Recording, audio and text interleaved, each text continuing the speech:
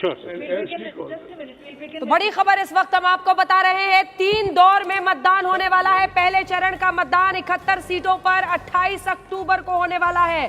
दूसरे चरण में 94 सीटों पर 3 नवंबर को वोटिंग होगी और तीसरे में जब 78 सीट होंगे तब 7 नवंबर को वोटिंग होगी।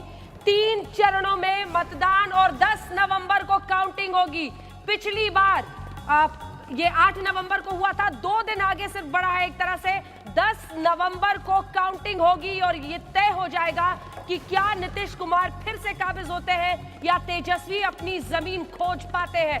बड़ी खबर हम आपको बता रहे हैं, एक बार फिर से बता दें, 3 चरणों में चुनाव होने वाले हैं। मतदान पहले फेज का 71 सीटों पर 28 अक्टूबर को होगा।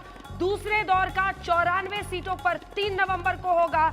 तीसरे दौर का 78 सीटों पर 7 नवंबर को और फिर नतीजों का दिन 10 नवंबर। जी हाँ, सबसे बड़ी बात यह कि कोरोना पीड़ित भी वोटिंग कर पाएंगे, लेकिन चुनाव के आखिरी घंटों में उनके लिए वोटिंग का इंतजाम किया जाएगा।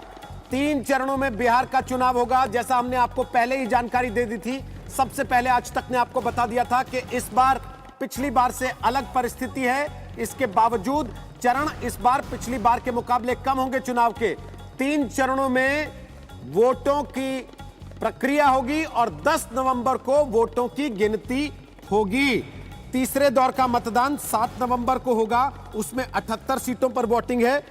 दूसरे दौर का मतदान 3 नवंबर को होगा, उसमें 94 सीटों पर वोटिंग है। और पहले दौर का मतदान 71 सीटों पर 28 अक्टूबर को होगा। 10 नवंबर को नतीजे आ जाएंगे। तो तारीखें याद कर लीजिए, कैलेंडर आपके सामने स्क्रीन पर है। 28 अक्टूबर, 3 नवंबर, 7 नवंबर ये वोटिंग के दिन है और 10 नवंबर को बिहार चुनाव के नतीजे आ जाएंगे। किसकी दिवाली मनेगी ये तय हो जाएगा। 14 नवंबर को दिवाली की तारीख है। देखिए, दशहरा और दिवाली के बीच सब कुछ निपट जाएगा, कम से कम बिहार चुनावों का। यानी ये तय हो जाएगा कि इस बार किसकी दिवाली में ज्यादा रोशनी होगी, खुशी होगी। 14 नवंबर को दिवाली है और उससे पहले 10 नवंबर को नतीजे आ जाएंगे बिहार के चुनावों के। जिस तरीके से 3 फेजेस में ही इसे ऑर्गेनाइज किया गया है और देखें आप, पहले तो लगभग बराबरी से ही, अगर दूसरे दौर में हम देखें तो ज्यादा सीटों पर वोटिंग हो रही है, वरना 71, 94, 78 3 हिस्सों में लगभग बांट दिया गया है।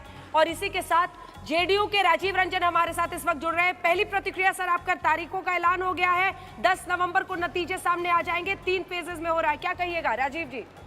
देखिए, सबसे पहले चुनाव के ऐलान का हम स्वागत करते हैं। यह प्रत्याशित नहीं है। 29 नवंबर को कार्यकाल पूरा होना था, इसलिए चुनाव उसके पहले संपन्न हो गई।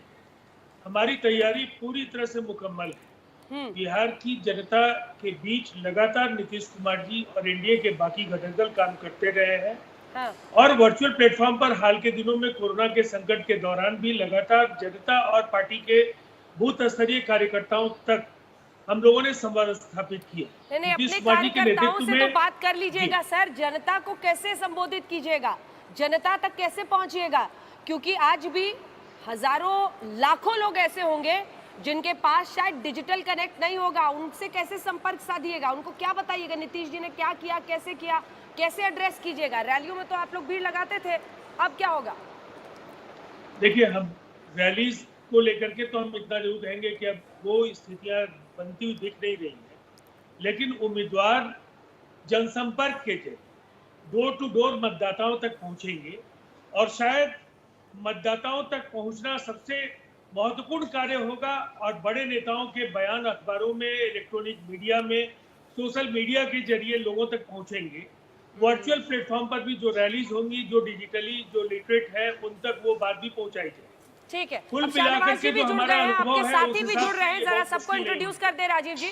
शाहनवाज हुसैन साहब भारतीय जनता पार्टी से, गौरव वल्लभ हमारे साथ कांग्रेस पार्टी से जुड़ रहे हैं और सबसे अब हम चर्चा करेंगे चुनाव की। शाहनवाज जी देखिए मुस्कुरा रहे हैं, आपस में तो सब कुछ ठीक है ना, कहीं एलजेपी को लेके खटपट आप लोगों तक तो नहीं पहुंच रही है?